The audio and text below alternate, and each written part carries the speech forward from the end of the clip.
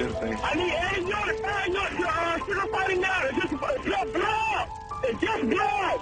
I need all 5 units to the sugar refinery now. It's on 4-5, it'll blow up. At 7:15 p.m. on February 7th, 2008, a violent explosion erupted at the Imperial Sugar Refinery in Port Wentworth, Georgia, just outside Savannah.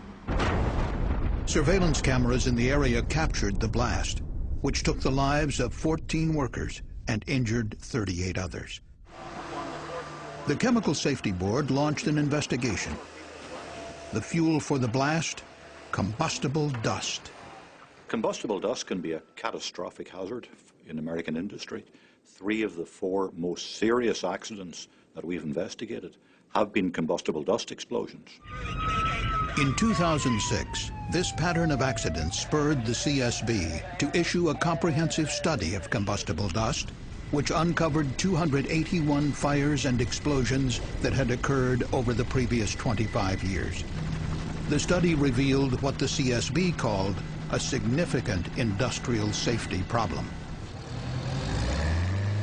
Combustible dust fires and explosions continue to occur frequently, fueled by accumulations of combustible dust, which can gather over years in hidden places or in plain sight. No company wants to see its facility blown up and destroyed and its employees killed, but they just don't understand what the hazard is. They don't realize that they have a hazard here until that one day when the explosion occurs, and it's a terrible tragedy for them. And they look back and say, if we'd only known.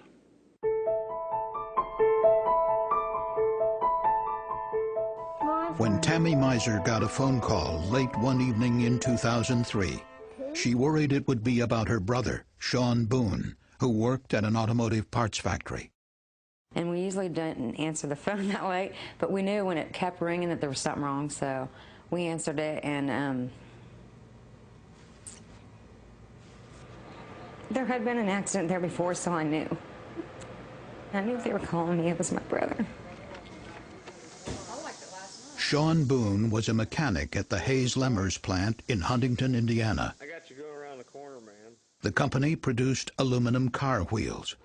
The process of finishing the wheels left behind aluminum scraps, which were chopped into small pieces and sent to a furnace to be melted and reused. Chopping, drying, and blowing the dry chips through the transfer piping created highly combustible aluminum dust, which flowed through ducting to a steel drop box outside the building, where large particles were trapped. The air then entered a dust collector, which removed finer aluminum particles.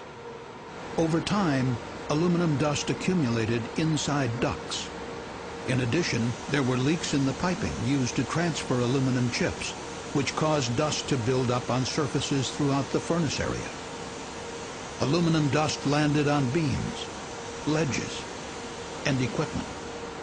In some places, the dust was several inches deep.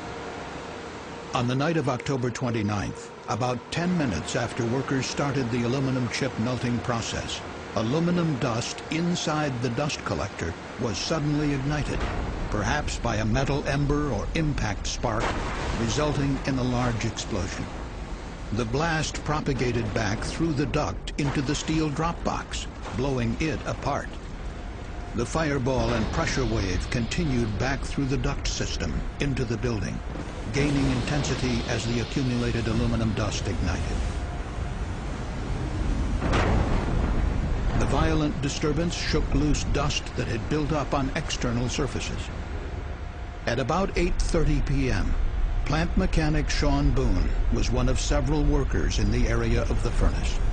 Without warning, a fireball erupted from the furnace, engulfing the area and igniting airborne dust in a second, larger explosion. The explosion blew a 50-foot wide hole through the roof of the building. Co-workers found Sean Boone lying on the floor near the furnace, gravely injured. He was rushed to the hospital and put on life support.